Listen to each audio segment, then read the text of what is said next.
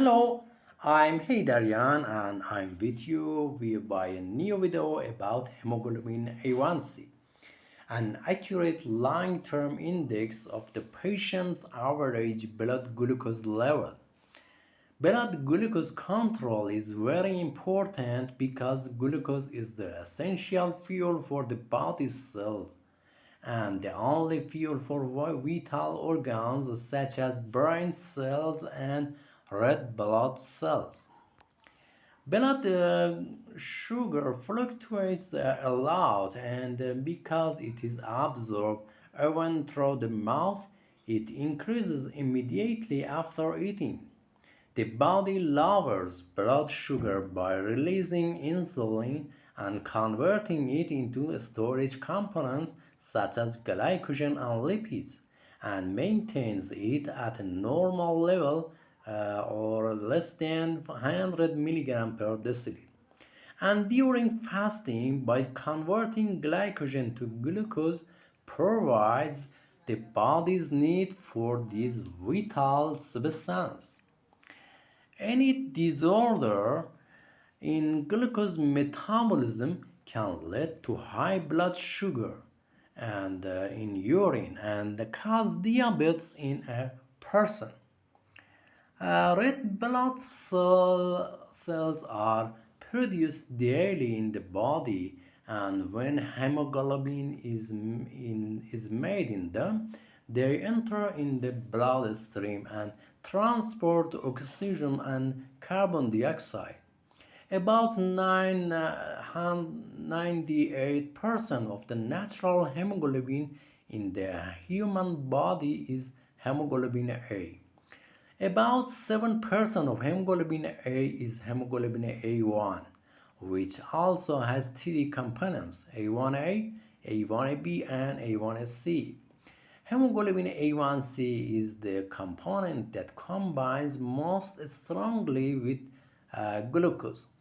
As the red blood cells circulate in blood, it combines their hemoglobin A1 with some of the glucose in the bloodstream to form glycohemoglobin. The amount of glycohemoglobin depends on the amount of glucose available in the bloodstream over the RBC's lifespan. Therefore, determination of a glycohemoglobin value reflects the average blood sugar level for the 100 to 120 day period before the test. One important advantage of this test is that the sample can be drawn at any time because it is not affected by short-term variation. For example, food intake, exercise, stress, hypoglycemic agents, and patient's corporation.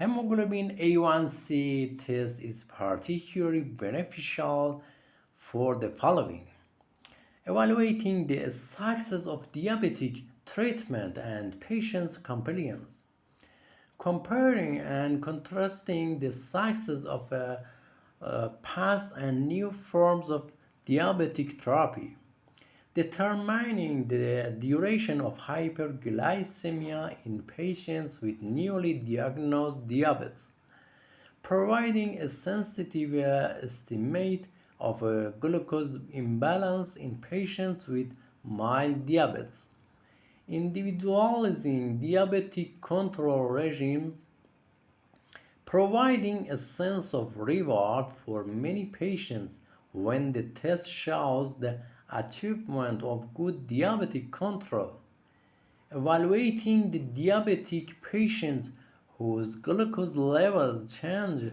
significantly from day to day or brittle diabetes, differentiating short-term hyperglycemia in non-diabetics, for example, recent stress or myocardial infarction, and diabetics conditions that whom the glucose has been persistently elevated.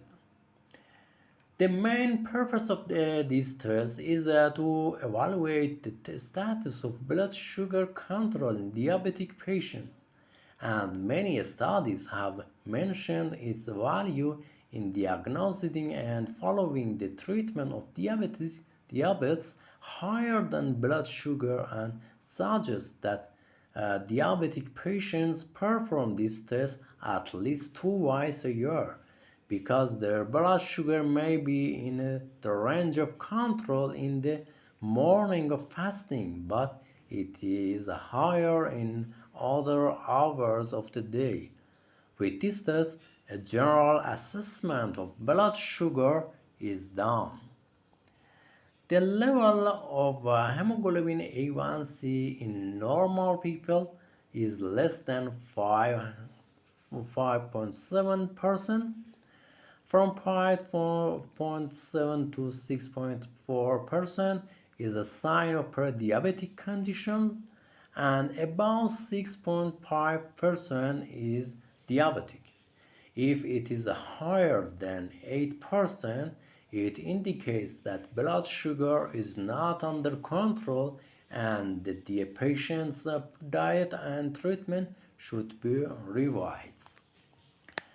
The following formula shows the average blood sugar based on the amount of hemoglobin A1c in milligram per deciliter or millimole per liter. There are some challenges of measuring hemoglobin A1c.